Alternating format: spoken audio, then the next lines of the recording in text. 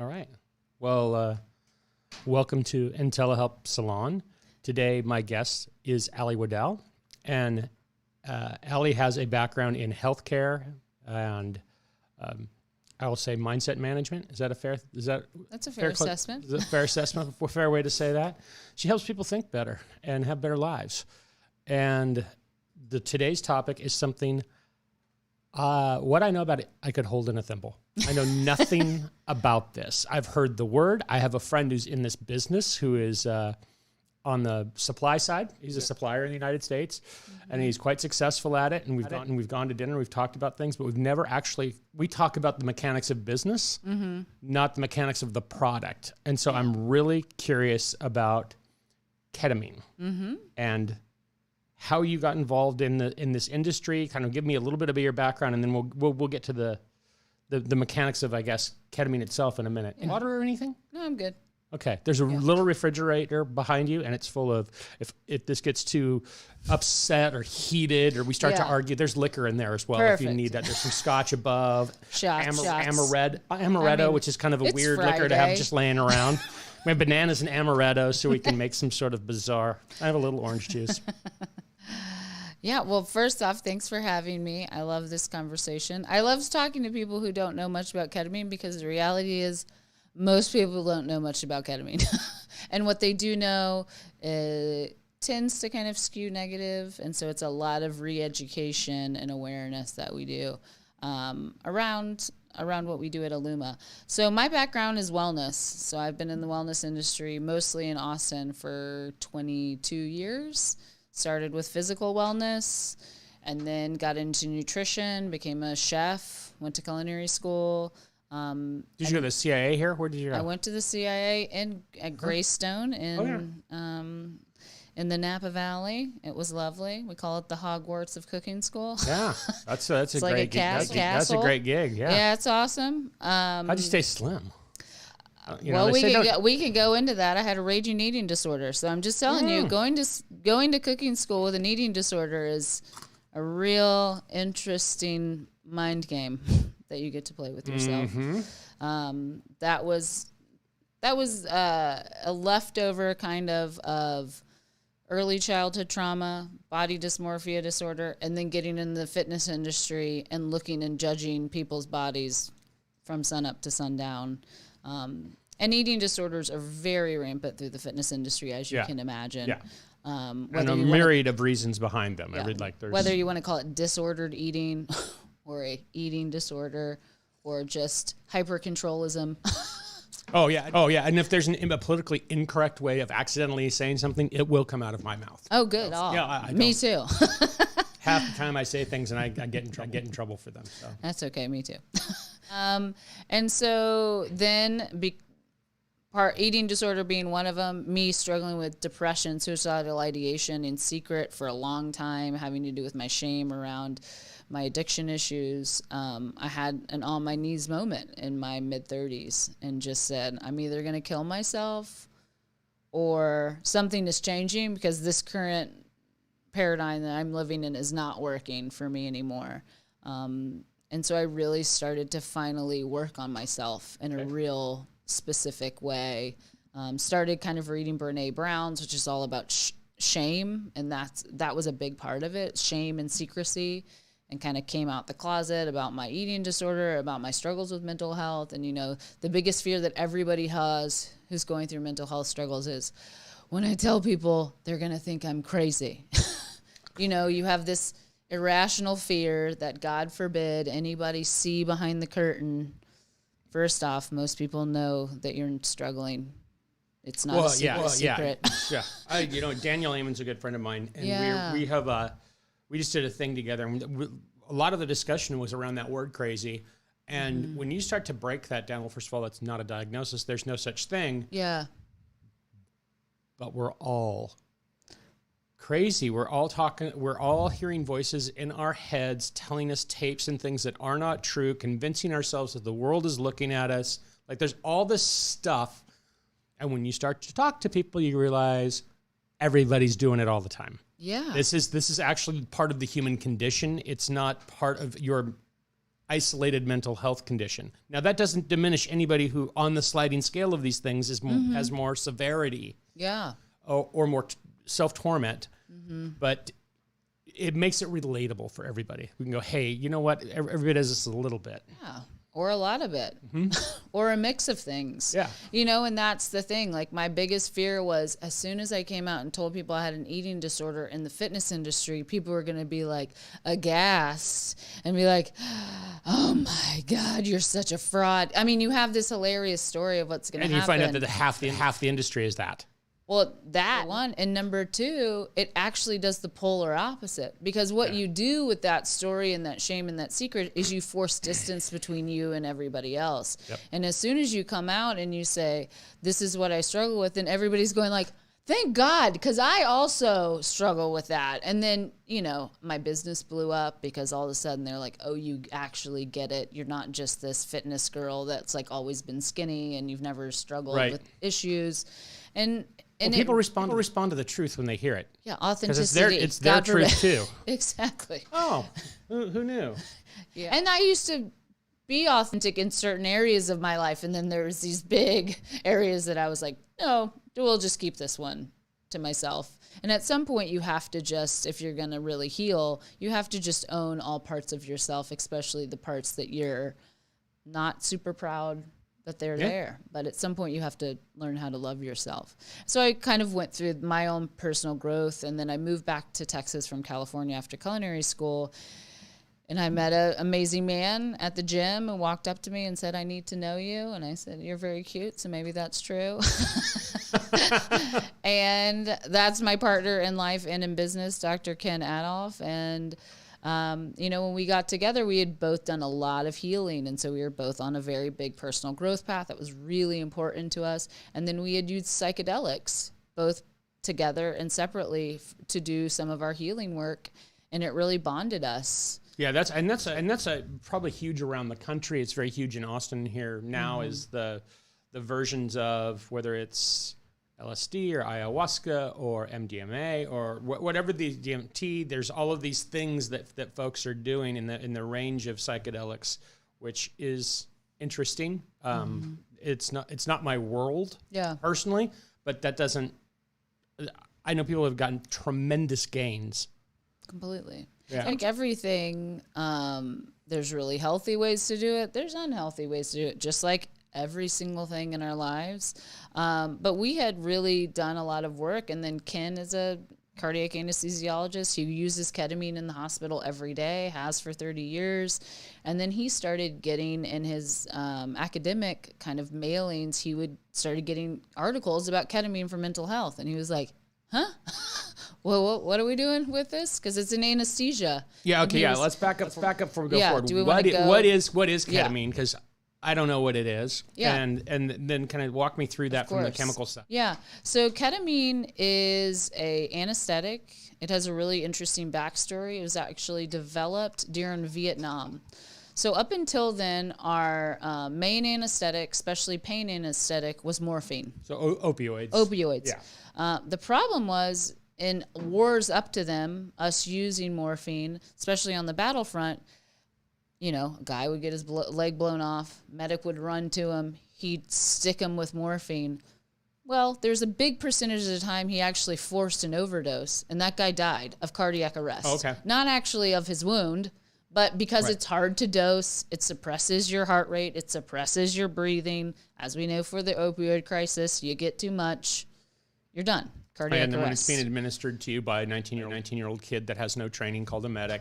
Yeah. And it's running while bombs are exploding around him. Might have a little stress going on himself at that moment. Exactly. Some decisions are probably made. Okay. Exactly. And so the goal between kind of World War I and Vietnam was, can we develop an anesthesia that doesn't suppress heart rate and breath rate? Is that possible? Okay. And so they developed, actually interesting, initially PCP. That was the first... Angel dust. And then they started giving that to people. They said, oh, this creates mass delusions and you know, people seeing things and hallucinations. And they were like, okay, so maybe we should try to cut that part out of it. And thus they created ketamine. And so ketamine was called the buddy drug, and it was launched in Vietnam to be used on the battlefront as a full anesthetic and used very successfully. And thus it went on getting used and still is used, 50 years later. So this is injected? This is injected. Then about 50... Is it injected direct or injected into an IV? You do IV, people do IM. You could do either. Okay. Intermuscular. There's actually an oral. You can take it orally. You can take it rectally. You can kind of take it anyway. But on the battlefield, it was usually done IV or IM. And then about 15 to 20 years ago, the VA uses it a lot for pain. They were using it in their VA hospitals, especially for guys who had burn wounds. Okay. And that, if anybody knows, is the most painful thing that the body can go through, and especially when they have to clean them and they have to redress them. So they're on high-dose pain medication this whole time during this healing process. All of a sudden, the VA doctors noticed that the guys who were getting ketamine were not having PTSD symptoms, and the guys who were getting morphine were. Okay. So is this accidental discovery of what is something else is happening. Something neurologically is happening. Yes, and that these guys would start doing processing work like with the nurse. Like all of a sudden they would get the ketamine and they would be like, well, I remember being there, and they would be reprocessing the trauma experience. And in that process, their trauma response would lessen over time. So they weren't having night terrors anymore, or they're finding some ways to let this past, settle this past and let it go, or put it aside, or compartmentalize it. And yeah. Okay. And so that was kind of the beginning. And so then that launched a ton of studies. Ketamine is the most studied psychedelic. It has more studies and papers written about it than any psychedelic we have currently. And it's the only, right now, completely legal psychedelic. Okay, so let's clarify that for me in the world of psychedelics, because I can guess what PCP, like I lived through the 70s and 80s, and like I remember seeing people on angel dust, and it was weird. Yeah. And so that person's having a massive psychedelic trip. Yeah. And superhuman strength, and all of the stories that we would hear about that. Now, this being used as a pain reliever in some palatable parody to morphine, to opiates over here, which aren't psychedelic. No. And so what was the experience of the pain relief that these, like, so persons in a burn unit, are they, for lack of a better word, tripping while they're like they're having this detached experience from their body while they're experiencing this drug? Yeah, so ketamine's working in two ways when it's dealing with pain. So it works on the opioid receptor not being an opioid, which is one of the rare drugs that actually does that. So that's why it's really good for pain relief. Number two, there's the psychotropic effect of it. So they were giving them relatively low doses just to kind of bring their pain down. So they were... because at least of what I've heard from at least that initial group is they were giving them relatively low doses where they're still talking, they're still in the room, but they are actually processing stuff. So that's helping basically with their neuroplasticity and healing the parts of the brain that has gotten atrophied, or their a lot of them have neuro issues due to blast trauma. And so that was helping with that as well. Wow. Okay. I want to pause. I want to skip forward in the story, and then I want to come back and cover this some more. But someone's listening now, they've got kind of a rough idea of, okay, I kind of get what this is. Rush forward to the current applications and how you guys apply it and what your work is, and then we'll come back to kind of more of the history of it. But so the person watching here can go, oh, I see how this would apply to me or someone I know, or how it's being utilized today. Yeah. So then in the last few years, there's been kind of this explosion of ketamine infusion clinics. So we do IV infusion clinics. We treat mostly anxiety, depression, and PTSD, what I would call our three big buckets. But then we treat a lot of things that have to do with rumination loops. So we've all been there. Our brain naturally falls into the thought loop that we have conditioned it to fall into. It's the rut that we all get stuck in. And as much as we want to think our way into a different synapse, it's very hard to do, and it takes some actual work. Well, what ketamine allows your brain to do is break those kind of rumination loops and open you up to new ways of thinking. And how we do that is people come in for a series of 6 infusions, typically over about 4 to 6 weeks. And it just helps the brain to, number one, heal itself, and then give you a psychedelic experience so that you can view your life from a different lens. And that, in partnership with therapy or coaching, will then help those transformations last long term. So it basically speeds up the therapeutic process that could take months, years, decades, to a matter of weeks for most people. So large breakthroughs. Okay, I'm a visual person. I love metaphors. So let me make one. You tell me how far off the mark I am. Okay. So you're an individual, and you're going through a thought process about a trauma or whatever. You're in life, and your thought process is like this gigantic grass field, and you're going in your day from one side of the field to the other. And you keep walking on the same path, and so there's this path that develops. And sometimes you deviate, so maybe there's a little smaller path and a little smaller path. But once you've gone through that path over and over again, every day you get up and look across the field, and that's the only way you can really consider going, because that's where the path is. And this allows you to kind of come up from that, let the grass sort of lift, and come back down and go, hey, we could create some new paths here. Completely. That are healthy. Is that fair? Completely. Yeah. Yeah, that's a really good way. Or the grass has grown so tall that you can't even see the other path, so this kind of mows it down and be like, okay, now the whole field is back to your options. Right. And then now we've walked down this other path. This path actually seems a lot better. So now we're going to do the work to train ourselves to walk down this better path as opposed to this ruddier path over here. Yeah, and that's one of the things is we're all experiencing theoretically the same world. Yeah. But we're all experiencing it in such radically different way. Like, oh, how could this person be miserable and this person be joyful and this person be successful and this person be stuck in a rut? And you go, well, the only thing that you have in common with you or experience is you. Yeah, like, completely. So how are you going to get yourself to do this differently? So these experiences, how long do they last? You said there were 6 in a normal treatment protocol.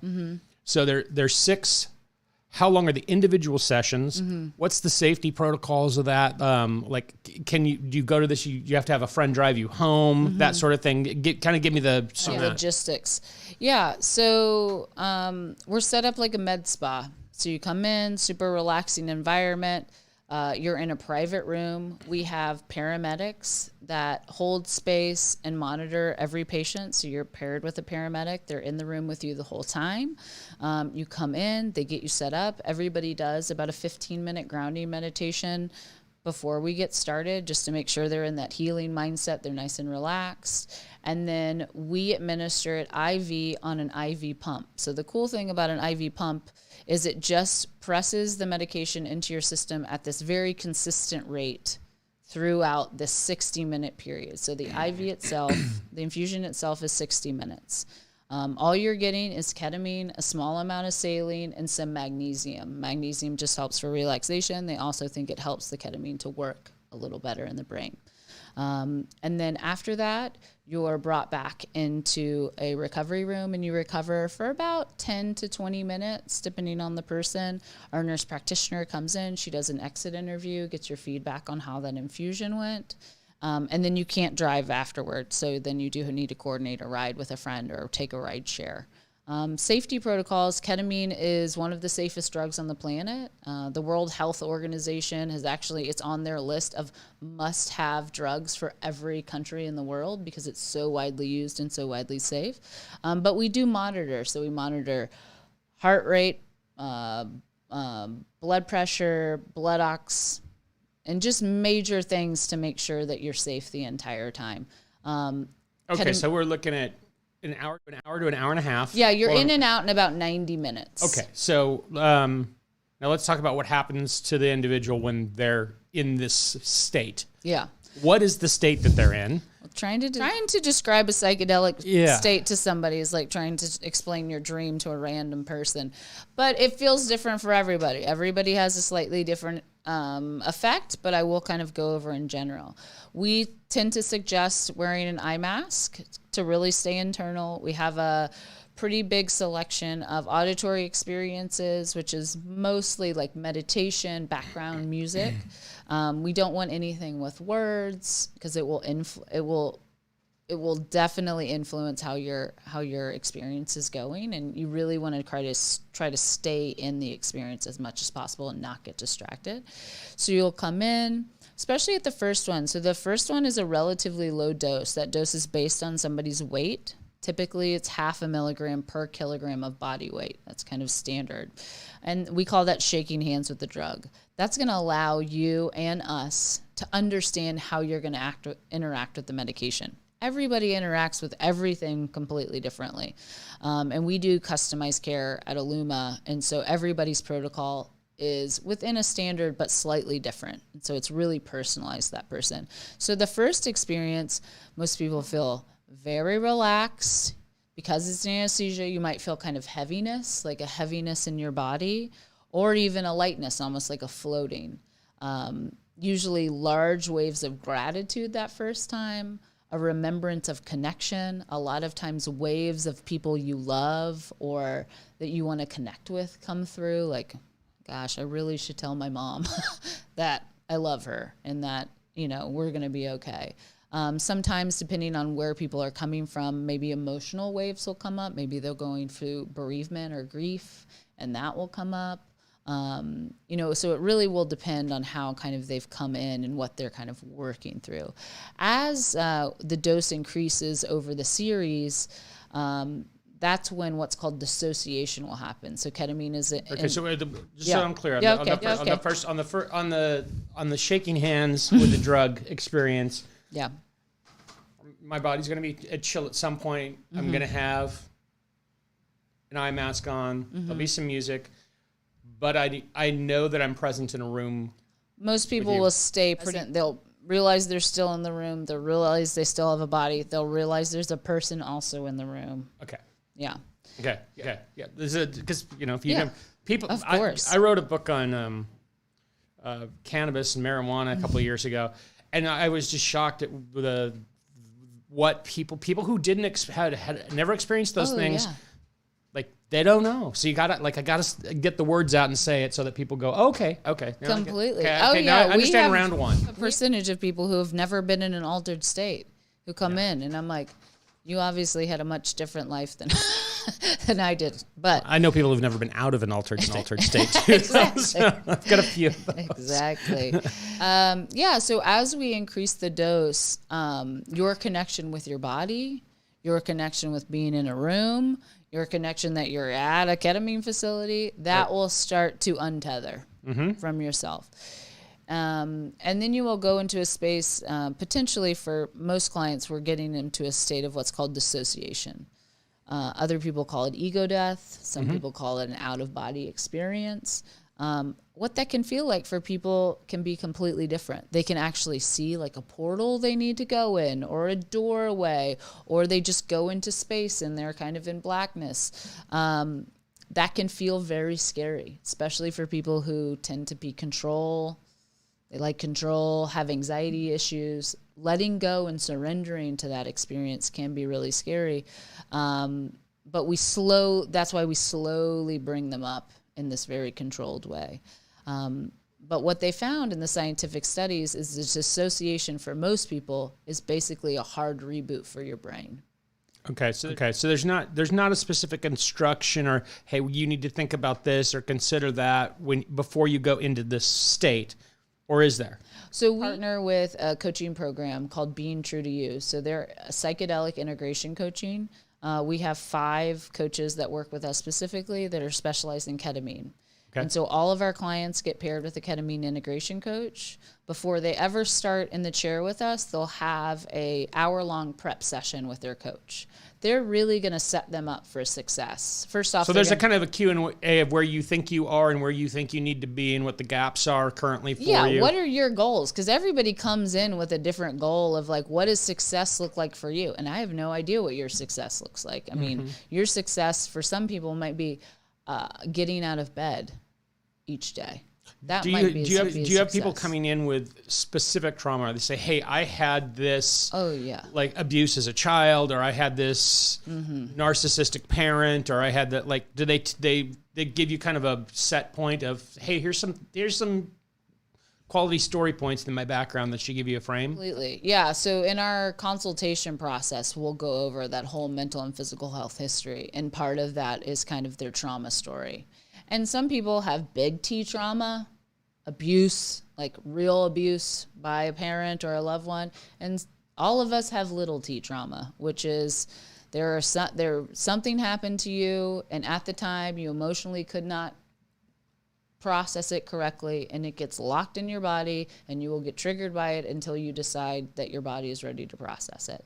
And our big thing is we don't get to compare trauma. It doesn't matter if yours feels big and mine feels small. If yours is affecting yours, it's valid. It doesn't, we don't need to sit around and be like, well, you don't really deserve to feel sad because I had it worse than you. Right, right. That's not helpful for anybody.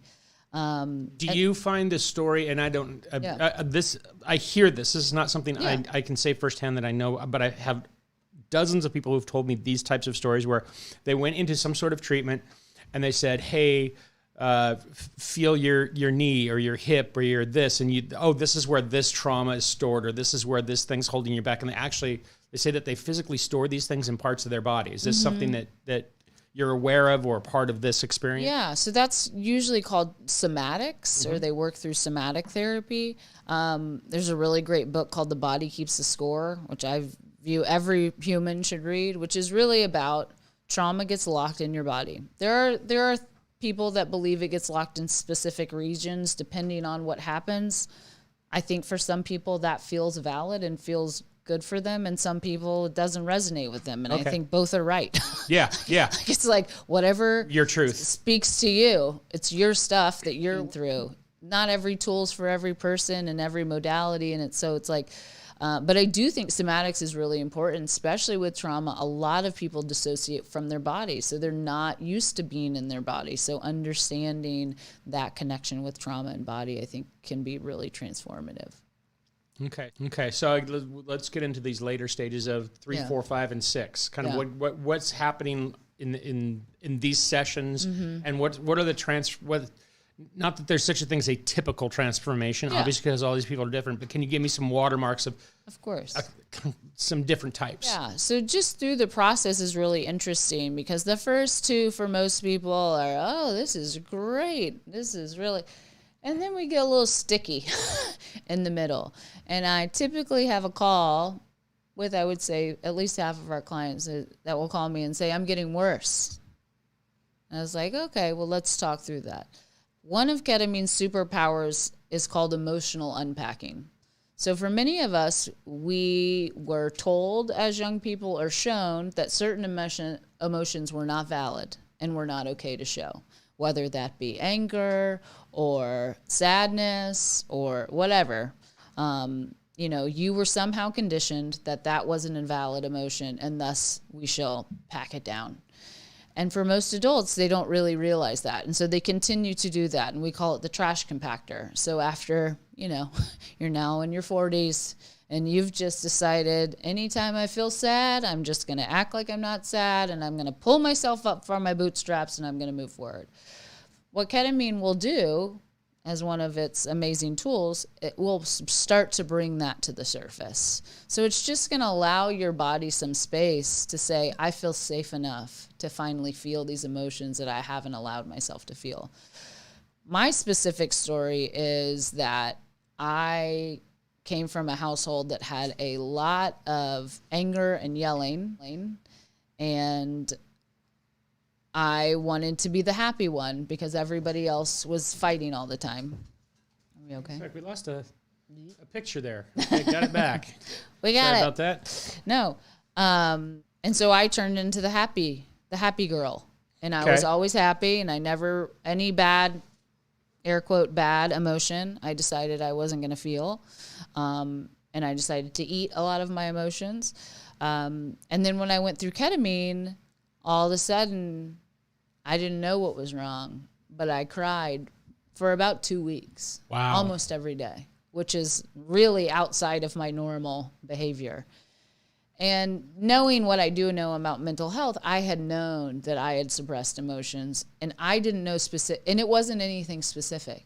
There was a lot of sadness, there was a lot of grief, but it wasn't anything specific. But for a lot of people, ketamine will just start to bring that up. And so they'll call me and be like, I'm getting worse. And I'm like, no, you're actually feeling what you haven't allowed yourself to feel before. And this is a move through moment. Like, you have to go through it. You just have to go through it. And then it will lift. And for most people, that's around the middle of their session. So maybe that's 2 to 3, maybe that's 3 to 4. Okay. Usually by 4 to 5, it's gone. And it's actually been studied, and it's called the ketamine lull. And so it takes a lot of coaching for people to just be like, you can feel very sensitive. You can feel angry. You can feel more triggered. But those emotions were all there. It's just starting to kind of come to the surface. This may be a weird question. Yeah. I don't know. But one of the things that I continually see in people, and I get to talk to a lot of people and work with a lot of people, is in their youth, they were actually taught not to succeed. Oh, yeah. That if they do well, they're showing off, they're prideful, they're stuck up, and that's one of the, like, that's a super easy way for me to help somebody in the work that we do. And I'm no therapist, but in business is giving people permission to like rock it. And do you see that a lot where people have been all the time? I mean, Ken was, do not be vain. Do not show off. Do not tell people how smart you are. Do not, and then once he became successful, his dad looked at him and said, oh, you think you're better than me? You think you're Mr. High and Mighty being a doctor? And that's all internalized to him, Sure. And so he's really played himself small, although he's been successful. He could have been way more out there, but he's always questioned, and just now through ketamine and our other plant medicine work, has he really started to step into this? He can be public. He can speak out. He can be in front of people. Yeah, the wings can kind of... Exactly. And people see it, and people have always in him, but Sure. he couldn't see it in himself. And we see that all the time at the clinic. That people, about 20% of our patients are what I would call... highly successful high performers. And they're using it. Maybe they won't categorize themselves as having specifically anxiety, depression, PTSD, but they're having severe stress. Yeah, and there's lots of high performers that aren't really great in their personal lives either. Oh, yes. And so high performance becomes a coping mechanism for not having personal relationships. And it's like, I can succeed in this because I can't succeed in the... Exactly. It's balance. So you're helping people find balance in all things. Exactly. Yeah, that they've completely lost connection with themselves, which means they've lost connection with their kids and their loved ones, and they're not showing up, and they know, and this part of their life is failing, but I'm really good with the money part. Right. And so it's really them coming back and being like, okay, am I ready to lean into these other areas of my life? So that's interesting. And I guess I got to ask, because it did cross my mind. What does this cost to do? What is a treatment protocol cost of? And how do people know, this is, how do you get the hand raise of, this probably fits me. I should probably take a look at. Yeah. So this I'm not here to sell anything. I'm just curious as to what it costs. Yeah, and most people are. Yeah, so the series of 6 infusions is $3,000. So that's all in. That includes everything, including your coaching, your consultation. So that's about $500 a session if you just break it down. Okay. Yeah. Most people come in for a series of 6 infusions, and then you most typically do need what are called booster infusions. So that's a one-off infusion at a later time. Some people come in like clockwork because maybe they were struggling really bad and this is the tool that really works. Most people come in maybe quarterly or every few months just as a little bit of a reboot, or maybe they had a triggering moment or something they'd like some help to work through. And those cost $480. So again, about $500. I see people that are in different types of treatment protocols, and they'll say, yeah, well, I've gone through 4, 5, 6, 10 of these, and then I back way off because there's kind of a diminishing return at some point, but then I periodically step back into this once a quarter, once a year, whatever. Yeah. And I think that's fairly common in these, like in treatment. Is that? Yeah, completely. Yeah, like I did my series of 6 2.5 years ago, and I go back in relatively about once a quarter. This year I went from September till about May, which is the longest I'd gone. I probably waited about 2 months 2 months longer than I probably should have. I really wanted to make sure I was suffering fully before that's great. before I helped myself again. And then, you know, it really does just allow you to have like a big deep breath, and especially after 2020 and so many people's lives kind of got flipped upside down.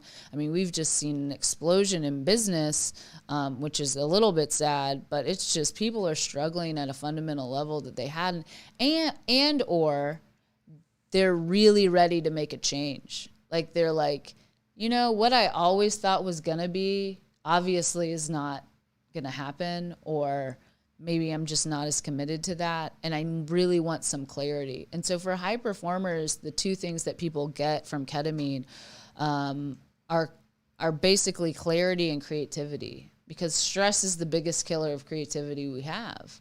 As soon as you go into fight or flight, your creativity part of your brain actually shuts off. And so if you're at high states of stress all the time and you're in any kind of field where you need to be able to think creatively, stress should be your number one focus to diminish as quickly as possible. And ketamine allows people to do that almost instantaneously. And also an embodied knowing, which is the thing that really helps entrepreneurs, which is something that helped me. You know, getting treatment at our facility is a little bit of a funny thing because you're in the business doing in this interesting, vulnerable state. And so I do a lot of business processing while I'm in the chair.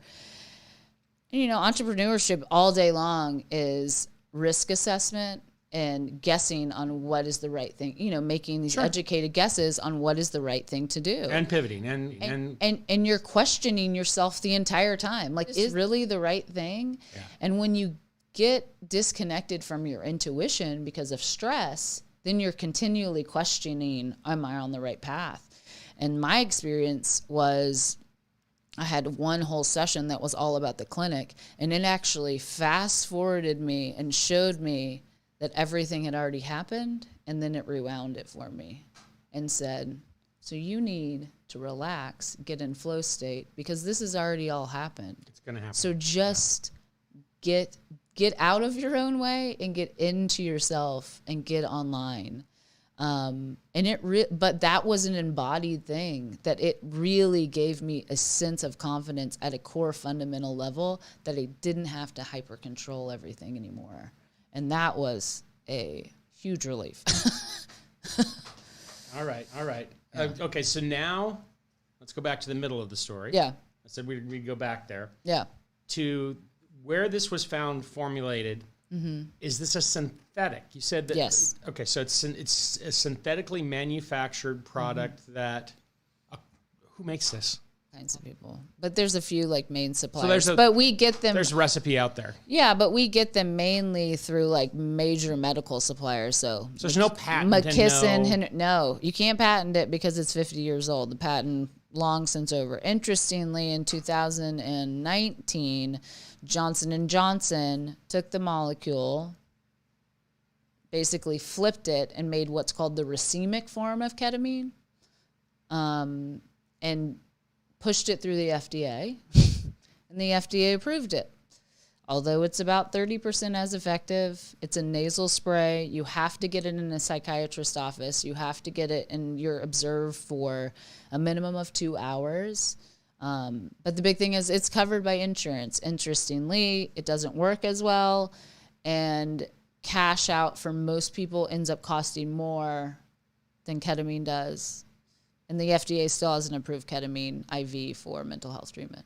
Okay, so since it's not approved by the FDA, It's called off-label use. so then it's not insurance covered. It's not insurance covered. Interestingly, though, the industry has figured out a little bit of wiggle room where we can bill for the rest of the medical visit. Okay. And that is covered. So most people get in reimbursement 30 to 50%. So a significant amount. Oh, that's huge. Yeah. Yeah, that's huge. Yeah.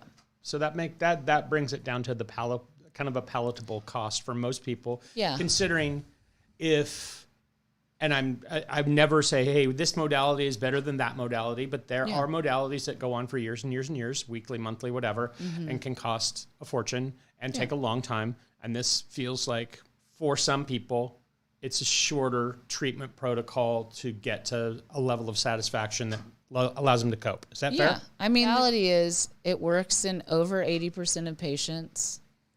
Most people see a reduction in their symptoms of well over 50%, if not 80 to 90%. I mean, most people call it the single most transformative thing of their life. There's also almost zero side effects, and it works within a month. We have nothing else that does anything close to that. And so it really is. And the thing about accessibility is a real conversation because it isn't inexpensive and it's cash based. And for a lot of people, $3,000 could be $50,000. Oh, I get it. Like it's like when you're really struggling, you're not functioning at your best anyway. Yeah. And so we have a lot of things set up for that. We give a lot of discounts. We have payment plans. We do all kinds of things. We give away a lot of ketamine, although Ken is always like, do not say that on do not that was not said. Do not project She that. didn't say it. Yeah. But, my big thing is I'm not if people are really willing and ready to do the work, I am not going to turn somebody away who can't afford it. I do not feel like that is ethically okay because you've been struggling and sorry you don't have the money. Go try something else. I mean, it's just not okay. Yeah. We kind of have the same mind around here, obviously. We're kind of that way with food. Exactly. It's weird. Yeah. People need to eat. Let's get them fed. God forbid. Who thought, it's not, we're not, there's other worse things we could be handing out in groceries. I'm curious if there's been any studies or if there's any path around violent behavior. Mm-hmm. Has anybody done any studies? Because this sounds like, could this work for a population of folks that express their mental illness in the world in ways of violence, of curbing that or rerouting that? We definitely have clients that come in specifically working through rage/anger issues. That's how their trauma has decided to show up. And it does tend to be helpful. So I think for most people, it lessening your resting state of anxiety, that just in general will reduce your reactivity. And so one of the feedback that we get a lot is, this gave me a pause.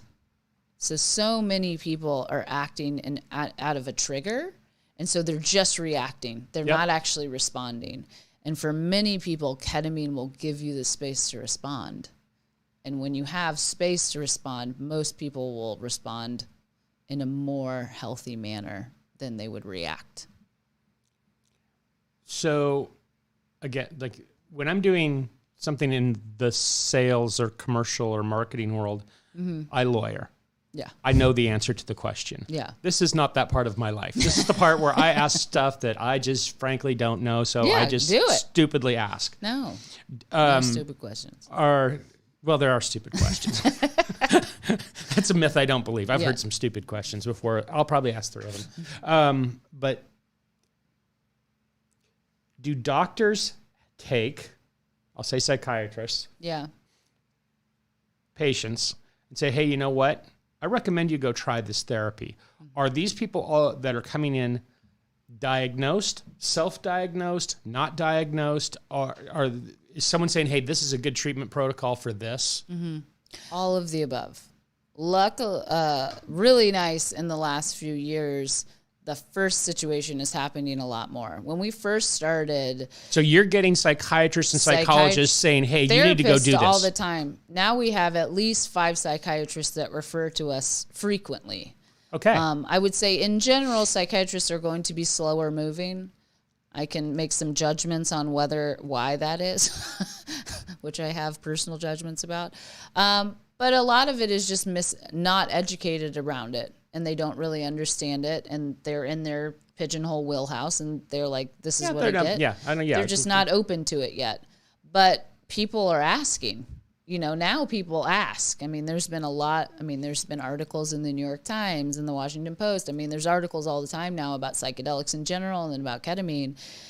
And people are suffering, and they just want a different tool. And also, psychiatrists at some point are like, I've done everything. That occurs in every profession, and we all have that in our lives. Like you can have this conversation with Ford or Chevy truck people, exactly. And they'll be like, "Why the hell did you ever drive a Chevy?" And you're like, I get it. I understand that you've got your thing and you got your vein, but it is a curiosity to me that people in that profession would say, you know what, this actually I think has some validity, and you might need to take it. You might need to take this for a test drive yourself. Yeah. Yeah, so we have referral, but I would say the majority of our patients are what are called self-referred. So they're typically under the care of somebody. They usually have a therapist. Some people don't, but they're just looking for another tool, whether that's an alternative tool for their medication because they're having too many side effects, or they don't want to get on medication, or they just are looking for a different tool. You don't have to be plugged into a mental health professional to seek treatment, but we do want you plugged in to somebody while you're going through the treatment because things will come up. That's why we have that partnership with the coaching program. A lot of our clients have been kind of shied away from Western mental health just because it hasn't worked for them. And they're just kind of frustrated. They're like, last thing I wanted to go do is talk to another therapist. If it was going to help, it would have. And for higher functioning people, the coaching model tends to work really well because it's more action oriented. It's more of a peer-to-peer relationship. It's very specific for that client of them like outlining what are your goals, what does success look like, and then facilitating or co-creating a plan together. Okay. That's really interesting. What do you think is the greatest misnomer about this? The most misunderstood thing about ketamine? The number question I get is, isn't it illegal and isn't it a street drug? That's really, people can't believe they think it's illegal because they've heard of it as Special K, and it is a street drug. That's what the street drug is called, Special K. Special K. And people utilize it at like raves. Started in the 80s and 90s rave scene. Okay, I didn't know that. Yeah, which to be honest with you, I'd never done ketamine before we'd opened the clinic, and I'd had my share of fun times, and then doing it, I really do not understand. It doesn't seem to me to be a hypersocial drug, so it's very interesting to me that people use it in that way. But it's just like everything can be a street drug. It's like go in your grandma's medicine cabinet and you can sell pretty much half the things in there on the street, and everything can be abused, and so they're like, well, isn't it addictive? And that's the other group we work with. We work a lot with addiction, so that's the other kind of group of that's one of the things that I'm hearing a lot about with psychedelics is folks that have any kind of addictive behavior, whether it be alcohol addiction or just addictive behaviors, whatever, that this is one of those things that can unwire that like relatively quickly. Yeah, it's unbelievable. Guys who, have been to rehab 10 times and then they come in. Number one, I think one of the main differences, we're dealing with root cause trauma. Addiction is a symptom of trauma. Addiction is not actually a thing in and of itself. There's nobody that's an addict that hasn't had trauma. It just doesn't happen like that. And so you really have to deal with what is the root cause of why you're trying to kill yourself or doing detach these, or trying to escape your life, whatever you're using your addiction for. And then also it gives you a really amazing lens to look at your life through. Ketamine is a lens changer. So your life looks a certain way, and if you put on a pair of ultraviolet glasses, everything would look completely different, even though everything's exactly the same. And so giving that perception as the observer of your life as opposed to the player in your life will allow you to see things and act differently. Well, there's something I normally do at the beginning of these conversations that I didn't do. I'm going to do it at the end. We'll see how this works. Let's do it. Okay. It's completely, this has nothing to do with what we're talking about. Yeah, let's do it. So who are 3 people you strongly admire, living or dead?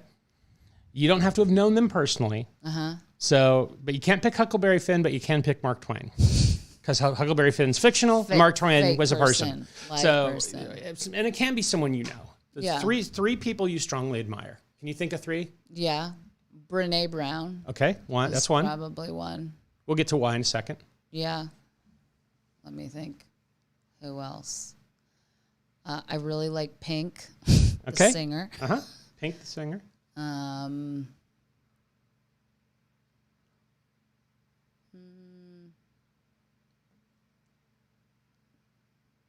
sure I have somebody else.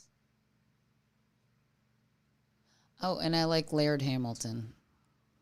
Nice. Okay, let's go one at a time through them.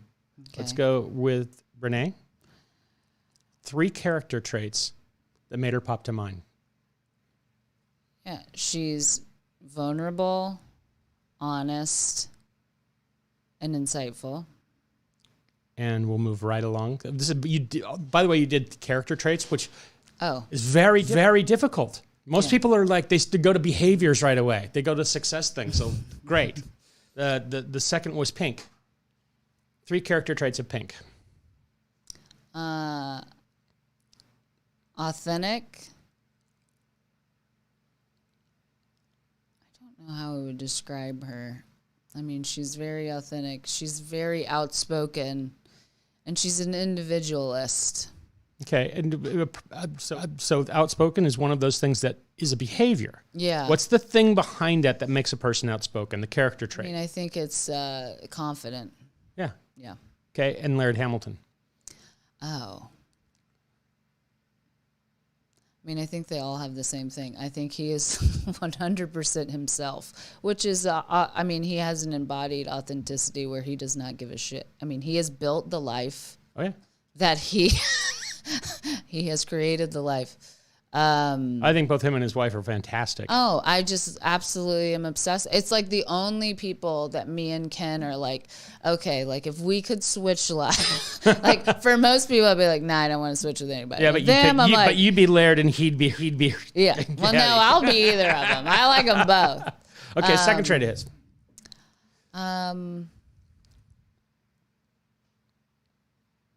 I think he has like he's very childlike. He still has that kind of, I feel like my brain isn't working great right now. Like an openness or maybe a curiosity about life that I find very attractive. And then he is just tapped into his physical body that I find like he's really embodied his life. That I think that's amazing. So the reason I asked those is because it's very difficult to sit down and say, hey, tell me some great things about yourself. But through the vehicle of other people and what you really appreciate other people, it's a great way that you can describe who you are. Yeah. And I would say that all of those character traits actually are your character traits that you really appreciate in other people. And that's a great way for us and for the audience to go, oh, that's who she is. Yeah. You know, and it's nice. It's nice I appreciate you walking through that crazy little game show stunt. Of course. Yeah. Makes it fun for us. Is there anything I did that I should have asked about this that I did not ask? Because I'm ignorant. I mean, I'm not as ignorant as I was an hour ago, but I'm. We really touched on the high points. I mean, I think that actually there is one thing that I always like to just reinforce. Ketamine and every other psychedelic is a tool. It is not going to fix your life. It is not going to heal you. You are going to heal yourself. It is the tool and the mechanism to do that. But all of the work is outside of the clinic. It's all in what's called integration. It's can you take the insights that you glean from these experiences and actually change your day-to-day life? Yeah, can you apply them? Yeah, because that's all that actually matters. I mean, it's like the difference in reading a business book and building a business. Yeah. It's all in the doing. And I think that one of the, I'd say, consistent hallmarks I see in people that are on the path to healing is that they've learned to unlock themselves in such a way that they actually start to appreciate and empathize with what you might call their villains in life. Mm-hmm. Where they go, hey, now I get, like you told the story about Ken's dad. Like, I kind of understand, like, may not like what happened, but I understand why he's that way. And when you do that, you take away their authority, power, and control. Mm-hmm. So now you can go, oh, that's him. That's his shit. Okay, got it. And you can start to unpack the people around you a little bit and go, oh, I'm not the result of the people around me. Mm-hmm. They're the circumstances from which I came, but just the circumstances. I get to be the me. Yes. Yeah, that is so well said. Oh, well. I hope we get that in writing then. We'll get a transcript of that later, and I'll put it out as a fortune cookie. But that's what I've witnessed at any rate. Mm-hmm. But thank you. Thanks for spending the time with me. Of course, so fun. Drive it across town. I'm going to come over and look at the clinic. I want to come do it. Yeah. Come on down. Okay. I'll do that next week. Awesome.